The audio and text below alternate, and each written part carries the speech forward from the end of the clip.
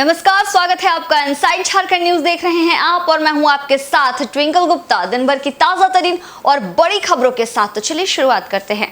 Modi surname पर कथित टिप्पणी से जुड़े मामले में रांची के एमपी एमएलए कोर्ट में शुक्रवार को सुनवाई हुई और इस दौरान कांग्रेस के पूर्व राष्ट्रीय अध्यक्ष राहुल गांधी के अधिवक्ता प्रदीप चंद्रा ने सुनवाई के लिए कोर्ट से 15 दिन का समय मांगा। अधिवक्ता प्रदीप चंद्रा ने कोर्ट को बताया कि एमपी एमएलए कोर्ट द्वारा सशरीर हाजिर होने के आदेश को हाईकोर्ट में चुनौती दी गई है। कांग्रेस के पूर्व राष्ट्रीय अध्यक्ष और वायनाड लोकसभा क्षेत्र के निवर्तमान सांसद राहुल गांधी को कोर्ट ने आज हाजिर होने का निर्देश दिया था।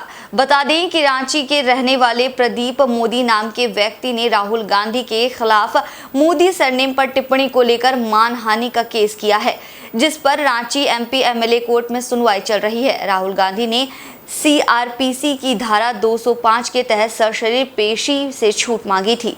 पहले 205 कि राहुल गांधी जी को जैसे यहाँ पे अपियर ना करना पड़े, उनके थ्रू उनका लॉयर अपियर करेंगे।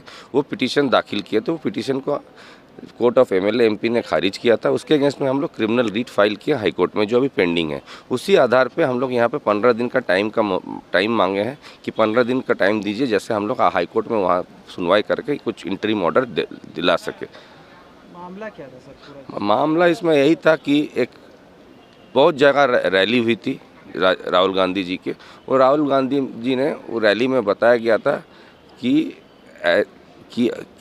अगर नीरव मोदी, नरेंद्र मोदी और सब मोदी अगर ऐसा है तो क्या सब मोदी चोर हैं, यही एक बोला गया था। उसी में एक लॉयर है हम लोग का प्रदीप मोदी जी, ये एक डिफेमेशन का केस फाइल किए थे।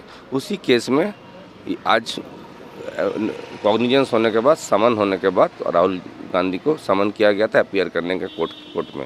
उसी के अगेंस्ट में हम लोग 205 जो बोलता है डिस्पेंसिंग पर्सनल अपीयरेंस फाइल किए थे, जो यहाँ से डिसमिस हुई थी।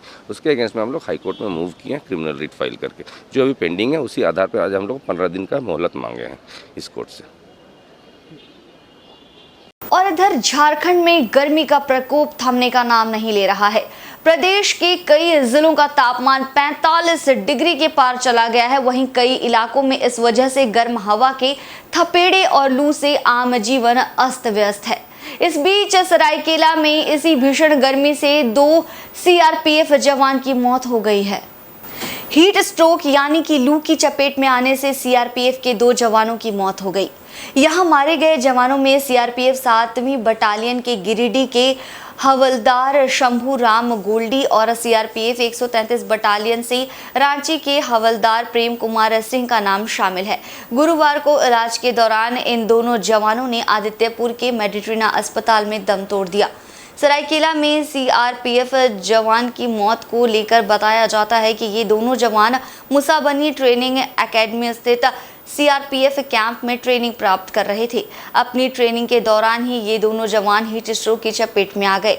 इसके बाद आनन फानन में उनके साथियों और कैंप में स्थित अधिकारियों की मदद से दोनों जवानों को इलाज के लिए मेडिट्रीना अस्पताल में भर्ती कराया गया था, जहां गुरुवार को दोनों जवानों के इलाज के क्रम में मौत हो गई। वहीं हीट स्ट्रोक से सीआरपीएफ के दोनों जवानों की मौत से जिला पुलिस की चिंता बढ़ गई है। इसको लेकर सरायकेला के एसडीपीओ हरविंदर सिंह ने सीआरपीएफ के 2 जवानों की असमय मौत पर शोक जताया है। इसके साथ ही उन्होंने कहा कि ये घटना चिंतनीय है। यहाँ बता दें कि इस संबंध में आदित्यपुर थाना में कांड भी दर्ज कर लिया गया है। जो सीआरपी की ट्रेनिंग एकेडमी है, वहाँ पर ट्रेनिंग के दौरान 2 जवान जो है गर्मी के कारण कुछ अपना रेस्टलेसनेस कंप्लेन किए। एक जवान, उन्हीं को जब इलाज कराने के लिए यहाँ लाया गया आदित्यपुर मेडिट्रीना हॉस्पिटल में, तो इलाज के क्रम में दे सकम एंड उन्हें नहीं बचाया जा सका। संभवतः हीट स्ट्रोक की वजह से ऐसा हुआ है। जो मृत है, जो हमारे जवान, उनका एक है 7वीं वाहिनी सीआरपी से बिलोंग करते हैं, हवलदार जीडी शंभू राम गोल्ड नाम है एक का, और एक जो है हम सीआरपी 133 बटालियन से बिलोंग करते हैं, जिन हवलदार का नाम है ए प्रेम कुमार सिंह। इन दोनों की आकस्मिक मृत्यु के लिए हमें बहुत ही खेद है। उनके जो आवेदन प्राप्त है उस पर यूटी कांड संख्या दर्ज की गई है और अग्रिम कार्रवाई। और इधर राज्य में पड़ रही भीषण गर्मी के बीच राजधानी रांची की भी बिजली व्यवस्था चरमरा गई है और इसे लेकर विपक्ष की पार्टी भाजपा ने मुख्यमंत्री हेमंत सोरेन पर व्यवस्था में सुधार लाने में असफल होने का आरोप लगाते हुए तीखा प्रहार किया है। झारखंड में चरमराई बिजली व्यवस्था को लेकर विपक्षी की भारतीय जनता पार्टी ने मुख्यमंत्री हेमंत सोरेन पर जमकर हमला बोला है। भाजपा का कहना है कि मुख्यमंत्री हेमंत सोरेन जब प्रतिपक्ष के नेता थे तो 23 जुलाई 2018 को उन्होंने ट्वीट करके कहा था कि राज्य में बिजली की त्राहिमाम स्थिति है, सिर्फ 10 घंटे बिजली रहती है, आम जनता त्रस्त है। लेकिन लगता है कि मुख्यमंत्री बनते ही उनकी याददाश्त कमजोर हो गई है। अब ये हाथी के दांत वाली कहावत को सिद्ध कर रहे हैं। जब प्रतिपक्ष में थे तो कुछ और नसीहत देते थे, लेकिन अब जब से मुख्यमंत्री के पद पर हैं वो अपनी बातों को भूल गए हैं। आज प्रदेश में बिजली की भयावह स्थिति है, बमुश्किल 2-4 घंटे बिजली रहती है, लेकिन मुख्यमंत्री और उनका तंत्र इसे सुधार पाने में असफल रहा है। बिजली की त्राहिमाम स्थिति है और सिर्फ सरकारी जो बंगले हैं वहां जनरेटर के जरिए मंत्रियों को सुख सुविधा मिल रहा है, लेकिन आम जनता त्राहिमाम कर रही है। उन्होंने कहा था कि सिर्फ 10 घंटे बिजली रहती है।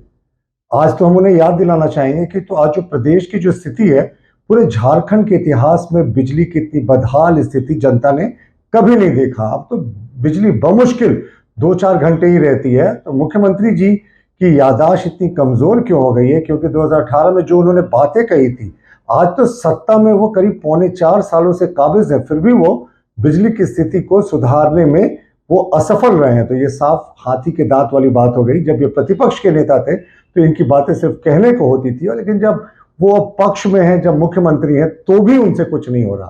तो जाहिर तौर पर ये पूरा जो है शासन जो व्यवस्था है वो फेल्ड है और जनता को जो राहत पहुंचाने में ये नाकाम रहा है।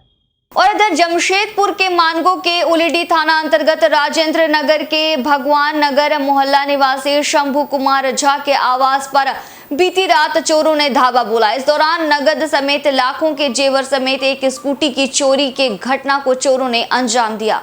बताया जाता है कि बीती रात इलाके में विद्युत आपूर्ति ठप थी और शंभू झा अधिक गर्मी के कारण अपने परिवार के साथ रात के वक्त घर के छत पर सो रहे थे। देर रात उनके घर के मुख्य द्वार को लांघकर चोर घर में प्रवेश कर गए, जिसके बाद अलमारी के ताले को तोड़कर उसमें रखे 65,000 नगद एवं तकरीबन 2 लाख के गहने पर अपना हाथ साफ कर दिया। फिर बाहर खड़े इलेक्ट्रिक स्कूटी को भी चोर लेकर फरार हो गए। माना जा रहा है कि स्कूटी पर ही चोरों ने सारे सामान रखे और मौके से फरार हो गए। फिलहाल पीड़ित परिवार ने इसकी लिखित शिकायत स्थानीय थाने में की है, जिसके बाद पुलिस मामले की जांच कर रही है। ये कौन सा जगह है? ये भगवान नगर है, मोदी चौक। कितने दिनों से आप लोग यहाँ रह रहे हैं? 6 महीना, जनवरी में आए, 15 दिन। क्या हुआ पूरा घटना बताइए तो। रात में सोई थी, रात में अंधेरा था, लाइन कट गया था, चले गए ऊपर में सोने के लिए। 1 बजे ताला लॉक करके नीचे और ऊपर गए हैं, ऊपर में भी लॉक कर दिए हैं और स्कूटी लॉक करके यहाँ रख के हम लोग चले गए कि अपना सो जाते हैं। जाने के बाद जब 2-3 बजा है, 3 बजे लगभग चोर कोई घुसा है। उसके बाद स्कूटी जो निकाला है, पहले क्या किया, जो गोदरेज में खोजा है उसका चाबी ले लिया है, तोड़ के ताला खोल के ताला भी ले लिया है और उसके बाद चाबी खोल के तब स्कूटी निकाला है। उसके बाद फिर टीवी को खोला है, टीवी को रखा है, वो अपना झोरा में थैला में स्कूटी में रख दिया है। उसके बाद गोदरेज तोड़ के मेरा झुमका और मंगलसूत्र था, कुछ पैसा परसों गांव से मंगवाए थे, 65,000 रुपया था। तो हम सोचे कि जो घर का कुछ रिपेयरिंग करवा लेंगे, इसीलिए रखे हुए थे, वो भी ले लिया। पंडित जी का कपड़ा था 3-4 सेट जो ऊपर में टंगा हुआ था वो भी। और खबर सरायकेला जिले से है, जहां के कांड्रा थाना क्षेत्र अंतर्गत अमलगम स्टील के MMS प्लांट में शुक्रवार की तड़के ब्लास्ट होने का मामला सामने आया है और बताया जाता है कि इस दुर्घटना में कुछ मजदूर भी घायल हुए हैं। SMS प्लांट ब्लास्ट मामले में कंपनी गेट पर तैनात सुरक्षा कर्मियों ने किसी भी दुर्घटना या अनहोनी से इनकार किया है। सुरक्षा कर्मियों ने बताया कि ब्लास्ट संबंधी कोई जानकारी उन्हें प्राप्त नहीं है, जबकि ब्लास्ट में एक मजदूर की आंख में चोट लगने समेत अन्य के घायल होने की बात सामने आ रही है। हालांकि इसकी पुष्टि कंपनी प्रबंधन की ओर से नहीं हो सकी है। गौरतलब है कि अमलगम स्टील प्लांट में अधिकांश ठेका मजदूर काम करते हैं। ऐसे में कंपनी के सुरक्षा मानकों पर प्रश्न चिन्ह लग रहा है। यहाँ पर मुझे नहीं पता। ऐसे सुनने में आ रहा है कि रात 3:30 बजे SMS ब्लास्ट किया जिसमें कुछ मजदूर घायल हुए हैं। मुझे नहीं पता। किस जगह ब्लास्ट हुआ? SMS में कितना लोगों को चोट लगा, कुछ जानकारी मिला है? वो सब मालूम है। अच्छा, हमें ब्लास्ट हुआ सब जाने। नाइट ड्यूटी में थे क्या आप? हाँ।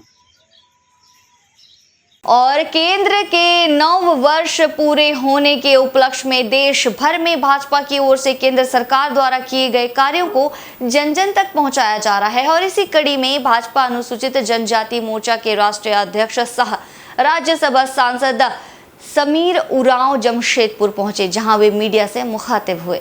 इस दौरान जिले के सांसद विद्युत वरण महतो समेत जिला भाजपा के पदाधिकारी मौजूद रहे। सभी ने केंद्र सरकार द्वारा विगत 9 वर्षों में किए गए कार्यों को विस्तार पूर्वक मीडिया के समक्ष रखा। उन्होंने कहा कि केंद्र सरकार ने विगत 9 वर्षों में अंत्योदय का विकास किया है। देश भर में आधारभूत संरचना को बढ़ाने के साथ बड़ी संख्या में गरीब कल्याण योजनाओं को चलाकर अंत्योदय का विकास किया है। शिक्षा, स्वास्थ्य, विद्युत, पेयजल समेत तमाम क्षेत्र में सरकार ने कई अहम कार्य किए हैं, चाहे वो आयुष्मान भारत योजना हो या उज्ज्वला योजना हो। सभी योजनाओं को 100% धरातल पर उतारकर देश के विकास को एक नया आयाम दिया है। आगामी वर्ष लोकसभा चुनाव में देश की जनता एक बार फिर से देश में नरेंद्र मोदी की सरकार चुनेगी, जिससे लगातार देश का विकास गतिशील होगा और आगे चलकर भारत देश विश्व गुरु बनेगा। विकास से लेकर के प्रधानमंत्री आवास, शौचालय के लिए जो है स्वच्छ भारत का किस प्रकार से उन्होंने प्रारंभ किया। ये शौचालय निर्माण ही केवल नहीं था, स्वच्छ भारत को एक जन आंदोलन के रूप में किस प्रकार से प्रधानमंत्री जी बदले थे। ये बीमारियों से लड़ने के लिए आयुष्मान भारत कार्ड बना करके उन लोगों को राहत देने का काम किया। इसी प्रकार से जो है गांव-गांव, घर-घर तक जो है कैसे हमारे लोगों को शुद्ध पेयजल मिले, इसलिए जल नल योजना का प्रारंभ किया।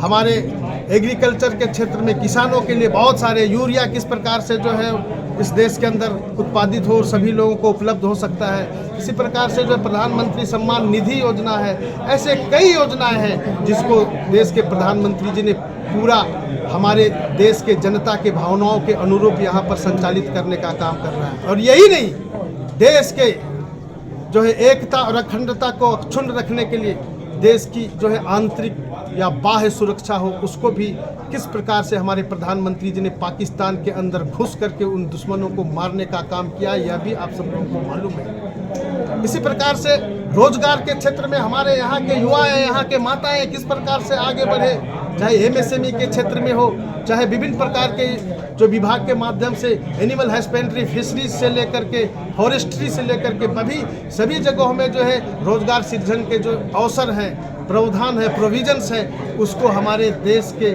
जनता के बीच पहुंचाने का काम प्रधानमंत्री जी कर रहे हैं। ऐसे ही यह जो है राम जन्मभूमि का जो विवाद था, लोगों के करोड़ों जनभावनाओं की आकांक्षा, अपेक्षा था, उसको भी आज जो है राम मंदिर बना करके। और रोजो संक्रांति के उपलक्ष्य में पूर्वी सिंहभूम जिले के पोटका के हरिणा के मुक्तेश्वर धाम में पहले दिन हजारों की संख्या में भक्तों ने बाबा भोलेनाथ की 3 दिनों तक कठिन उपवास रखने के बाद पूजा अर्चना की एवं मनोवांछित फल की कामना की। ऐसे में माना जाता है कि सच्चे दिल से मांगी गई मुराद बाबा मुक्तेश्वर धाम में अवश्य पूर्ण होती है। कुल्हान के प्रसिद्ध बाबा मुक्तेश्वर धाम, जहां हजारों की संख्या में भोक्ता लेट कर मंदिर परिसर पहुंचते। इन भक्तों ने 3 दिनों तक कठिन उपवास करने के बाद बाबा भोलेनाथ को प्रसन्न करने के लिए कठोर परीक्षा दी। ऐसा मानना है कि बाबा मुक्तेश्वर धाम में सच्चे मन से जो पूजा अर्चना करते हैं, उनकी मनोकामना अवश्य पूर्ण होती है। इसी आशा और विश्वास के साथ पुरुष एवं महिलाएं हजारों की संख्या में जमीन पर लेट कर मंदिर परिसर पहुंचे और पूजा अर्चना की। इस दौरान मेला सज चुका है और लोगों का आना शुरू हो चुका है। इस मेले में बिहार, बंगाल, उड़ीसा अभी सभी जगहों से लाखों की संख्या में भक्तगण पहुंचे हैं। पूरे झारखंड एवं पड़ोसी राज्य उड़ीसा में विख्यात रजो यानी हरिणा पर्व मुक्तेश्वर महादेव बाबा के आविर्भाव का आधारित भी कहा जाता है। पौराणिक कहानी है कि कई दशक पहले हरिणा तपोभूमि पूरी जंगली झाड़ियों एवं पेड़ पौधों से भरी थी, जिसका प्रमाण आज भी हमें देखने को मिलता है। हरिणा मुक्तेश्वर महादेव बाबा के पाताल फोड़ शिवलिंग से पारंपरिक हरिणा गांव 1.5 किलोमीटर दूर अवस्थित है। मेले के पहले दिन रात्रि जागरण कर सभी भोक्ता एकत्र हो जाते हैं। रात में छौ नृत्य और जामडाली का कार्यक्रम होता है। उसके बाद सुबह विधि विधान से नहा धोआ कर भक्तों के साथ मेले की शुरुआत की जाती है। 3 से 4 हज़ार जो है भोक्ता है, जो श्रद्धालु भी साथ में आए हुए हैं और काफ़ी अपने अपने सभी का मनोकामना को लेके आते हैं और पूरा भी होता है। यहाँ पर हरिणा बाबा पूरे पूर्वी सिंहभूम में जो है कि प्रसिद्ध एक तीर्थ स्थल है और यहाँ के महादेव जो हमारे शिव भगवान हैं उनका काफ़ी महिमा है और सभी लोग आते हैं अपनी अपनी मनोकामना को लेकर, पूरा भी होता है। बाबा का बहुत कृपा रहता है, बहुत पुराना आस्था है। ये करीब 400 साल से पुराना यहाँ है। जो एक गाय माता जो यहाँ के दूध देती थी, बिना दुहे यहाँ बाबा भोले का माथे पे अपने से दूध गिरता था। वहाँ से बाबा हरिणा का मुक्तेश्वर हरिणा के नाम से प्रसिद्ध हुए और यहाँ का हर किसी का मनोकामना पूरा होता है। इसीलिए दिन प्रतिदिन यहाँ श्रद्धालुओं का भीड़ बढ़ते जा रहा है। और चक्रधरपुर अनुमंडल अस्पताल के पास चलाए गए अतिक्रमण हटाओ अभियान से बड़ी संख्या में लोगों का रोजगार छिन गया है। सड़क किनारे लगाए गए दुकानों में चले बुलडोजर से एक झटके में कई परिवार पर रोजी रोटी का संकट खड़ा हो चुका है। इस मामले को लेकर भाजपा नेताओं ने चक्रधरपुर अनुमंडल अस्पताल के पास जाकर पीड़ित दुकानदारों से मुलाकात की। मौके पर पूर्व विधायक शशि भूषण सामड़ और भाजपा नेता अशोक सारंगी मुख्य रूप से मौजूद थे। दुकानदारों ने भाजपा नेताओं के सामने अपनी परेशानी को रखा। उनका कहना है कि नगर परिषद उनसे मासूल भी वसूलती है और दुकान लगाने के लिए लोन लिया जाता है, फिर भी उन्हें उजाड़ दिया जाता है। ये कैसा शासन प्रशासन चल रहा है जहां गरीबों को सताया जा रहा है। चक्रधरपुर नगर परिषद ने बुलडोजर लगाकर उनकी दुकानों को ध्वस्त कर दिया है। अब नगर परिषद बताए वे कैसे लोन की किश्त भरेंगे और अपने परिवार का भरण पोषण करेंगे। इस दुकानदारों की समस्या को सुनने के बाद भाजपा नेताओं ने कहा कि शासन प्रशासन किसके लिए है? अगर गरीब को रोजगार नहीं दे सकता तो उनकी दुकान उजाड़कर उनका रोजगार क्यों छीना जा रहा है? भाजपा नेताओं की मांग है कि चाईबासा में जिस तरह सरकार द्वारा गरीबों को दुकान बनाकर आवंटित की गई है, उसी तरह चक्रधरपुर में भी भूमिहीन दुकानदारों को दुकान बनाकर आवंटित कर उन्हें रोजगार से जोड़े रखने का प्रयास करना चाहिए। कोई ऐसे वैकल्पिक व्यवस्था सरकार को करना चाहिए जिससे गरीब का रोजगार छीना ना जा सके। अतिक्रमण के वजह से सब लोग को परेशानी हो रहा है। यहाँ से 50 लोगों को, गरीब आदमी को, मैडम को कहना है कि तिरपाल नहीं लगाओ, डेली लगाओ और डेली खोल के ले जाओ। ठीक है, खुट्टा खंबा डेली संभव है।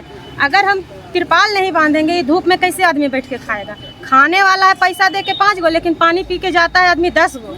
ठीक है, ऊपर से ऐसा गर्मी है, आदमी वो ठेला में चूल्हा जलाएगा, धूप में खड़ा होकर खाएगा।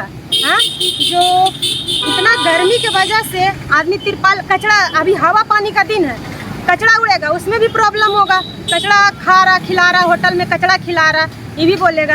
डेली जितना कमाएगा नहीं आदमी उतना तो नुकसान हो जाएगा। डेली कैसे करके आदमी खिलाएगा बिना तिरपाल का? बोलिए तो। SDO मैडम इतना आदमी पैसा लिया हुआ, लोन भरेगा, कभी नगर पालिका लोन दे रहा है। नगर पालिका जब लोन दिया तो आदमी को बुला के लोन दिया, और जब अभी भरने का टाइम में सबको हटा रहा, कहाँ से भरेगा आदमी? बताइए, ये तो गलत है ना, नाइंसाफी है ना। बस हम लोग को यही चाहिए कि तिरपाल लगाए अपना। और हम लोग यहाँ तो बिल्डिंग खड़ा नहीं कर रहे हैं ना, जिसमें प्रॉब्लम हो रहा है। मेरा लोहार दुकान है, अब लोहार दुकान ठेला में कैसे हो? लोहार के लिए जो है ना जमीन में काम करना पड़ता है, और जमीन में काम करने के लिए जो है ना धूप, आग सब का बीच में जो है ना, अगर प्लास्टिक भी नहीं बांधेंगे तो किस तरह से काम करेंगे? इसका कोई जो है ना व्यवस्था किया जाए। आप ही लोगों को डिसाइड कीजिए, जो डिसाइड कीजिए कैसी किस तरह से हम लोग काम करें। कब से आप लगा रहे हैं यहाँ पर? तो हम जो है कि 6 साल से लगा रहे हैं। इसके पहले जो है ना फाटक उस पर थे, ब्रिज का नीचे वहाँ पर थे। वहाँ पर जब ब्रिज बनने लगा तब इधर चले। इधर आने के बाद जो है इधर भी जो है ना हमेशा परेशानी है। अभी क्या स्थिति है? अभी क्या स्थिति है आपका? अभी जो है ना कि स्थिति वही है कि जो है ना तोड़ ताड़ देने से जो है ना कि प्लास्टिक भी अगर नहीं बांधेंगे तो कैसे काम करेंगे। आग का बीच में काम करना पड़ता है, लोहा का काम करते हैं। नगर पालिका का ये जो लोग बुला रहे हैं सिटी मैनेजर के बारे में, ये तो गलत काम है। डेली लोग से 10 रुपया मासूल लेता था, अरे ले रहे हैं 20 रुपया ले रहा है, 10 रुपया ले रहा है। तो ये लोग तो इसको घर द्वार तो नहीं बना रहे ना, झोपड़ी बना कर रहे हैं। तो इनको कोई सिस्टम से बैठ करके बुला करके बोलिए भाई ऐसी ऐसी स्थिति है, इसको आप लोग किस तरह टेम्पोरी करिए, अब कोई कंस्ट्रक्शन नहीं करे, दुकान को शाम होते ही दुकान खाली कर दीजिए। ये तो बैठ के सहूलियत नगर पालिका करना चाहिए। और गरीब आदमी को दुकान चला रहा होगा उस समय करके ये ला करके जेसीबी ला करके और दुकानदार को समय नहीं दे करके और उसके सीने पर बुलडोजर चला दीजिएगा, ये तो तानाशाही की सरकार है। और इधर केंद्रीय विद्यालय चक्रधरपुर के द्वारा G20 4th educational working group meeting के तहत पश्चिमी सिंहभूम जिले के शिक्षकों को G20 NEP 2020 और मूलभूत साक्षरता एवं अंक ज्ञान के बारे में जागरूक करने को लेकर 1 दिवसीय कार्यशाला का आयोजन किया गया। चक्रधरपुर के रेलवे महात्मा गांधी सभागार में आयोजित इस कार्यशाला में बतौर मुख्य अतिथि दक्षिण पूर्व रेलवे चक्रधरपुर मंडल के APO मोहम्मद इब्रार मौजूद थे। वहीं विशिष्ट अतिथि के रूप में राष्ट्रपति पुरस्कार से सम्मानित शिक्षिका संध्या प्रधान, मुख्यमंत्री के हाथों विशेष सम्मान प्राप्त शिक्षक तरुण कुमार सिंह, JLN कॉलेज चक्रधरपुर के पूर्व प्राचार्य प्रोफेसर नागेश्वर प्रधान, पूर्व सैनिक एवं सेना मेडल धारी गुरुचरण चौड़ा और समाजसेवी विनोद भगेरिया उपस्थित थे। कार्यशाला का उद्घाटन मुख्य अतिथि APO मोहम्मद इब्रार सहित विशिष्ट अतिथिगण और आयोजक केंद्रीय विद्यालय चक्रधरपुर प्रभारी प्राचार्य मनोरंजनी तिग्गा ने दीप प्रज्वलित कर किया। कार्यशाला में जिले के सरकारी, राजकीय, सहायता प्राप्त एवं निजी विद्यालयों के 140 शिक्षकों ने भाग लिया। बताया गया कि दुनिया भर में मूलभूत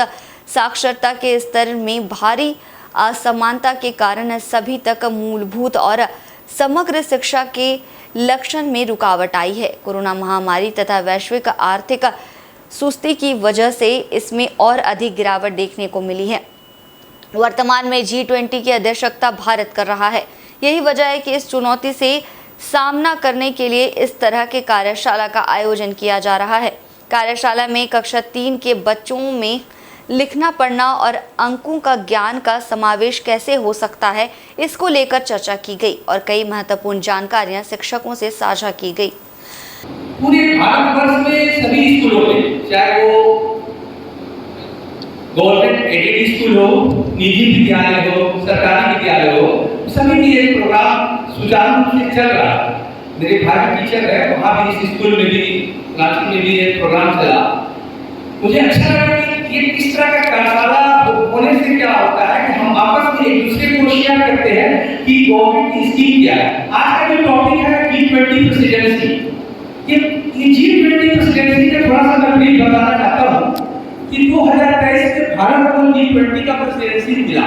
इससे पहले पिछले वर्ष इंडोनेशिया ने किया, आने वाले वर्षों में ब्राजील करेगा।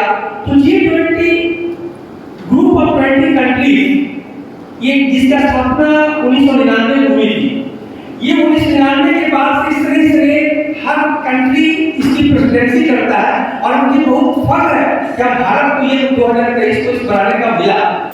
और 10 से 12 जून तक उड़ीसा के भुवनेश्वर में आयोजित 2 दिवसीय जनजातीय खेल महोत्सव में हीरामणि तिग्गा द्वारा कांस्य पदक जीतकर चक्रधरपुर लौटने पर उनका चक्रधरपुर प्रखंड एथलेटिक संघ व सूर्य नर्सिंग कॉलेज के संयुक्त तत्वाधान में जोरदार स्वागत किया गया।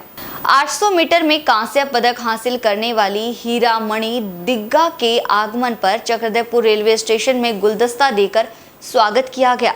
प्रखंड एथलेटिक्स संघ के संरक्षक सह हेल्थ सोसाइटी के सचिव गौरी शंकर महतो और बलराज हिंदवार स्वयं चक्रधरपुर स्टेशन पहुंचे थे और हीरामणि का स्वागत किया। मौके पर गौरी शंकर महतो और बलराज हिंदवार ने हीरामणि दिग्गी की उज्जवल भविष्य की कामना की और उसका हौसला बढ़ाया। इस दौरान प्रखंड एथलेटिक्स संघ के अध्यक्ष कपिल महतो ने कहा कि जिस तरह से हीरामणि लगातार पदक हासिल कर रही है, इससे उनका उज्जवल भविष्य दिखता है। हीरामणि दिग्गी आने वाले समय में राष्ट्रीय व अंतर्राष्ट्रीय प्रतियोगिता में पदक हासिल करेगी। संघ उनके उज्जवल भविष्य की कामना करता है। उन्होंने कहा कि भारत सरकार के जनजातीय सांस्कृतिक खेल मंत्रालय की ओर से ये प्रतियोगिता आयोजित की गई थी। मौके पर मुख्य रूप से मंतोष महतो, शिक्षिका आरती महतो, नरसिंह महतो के अलावे अन्य समाजसेवी उपस्थित थे। 24 स्टेट से आया था। कहाँ पर खेला हुआ है आपको? भुवनेश्वर में। तो कैसा लग रहा है अभी आपको? अच्छा लग रहा था कि मतलब सभी स्टेट से आए पार्टिसिपेट करने को मौका मिला। कहाँ से सपोर्ट मिला आपको यहाँ पर आने? मतलब सूर्य नरसिंह होम से वहाँ से सपोर्ट मिला है। गौरी शंकर सर ने मुझे गोद लिया है, वहाँ से सपोर्ट मिला है। तो सर को बहुत बहुत बधाई देती हूँ कि मैं इतना दूर तक खेल रही हूँ। और इसी के साथ चलिए वक्त हो चला है एक छोटे से ब्रेक का, लेकिन ब्रेक के उस पार खबरों का सिलसिला जारी रहेगा। तब तक के लिए झारखंड के तमाम खबरों से अपडेट रहने के लिए देखते रहिए इनसाइड झारखंड न्यूज। मुझे दीजिए इजाजत, धन्यवाद।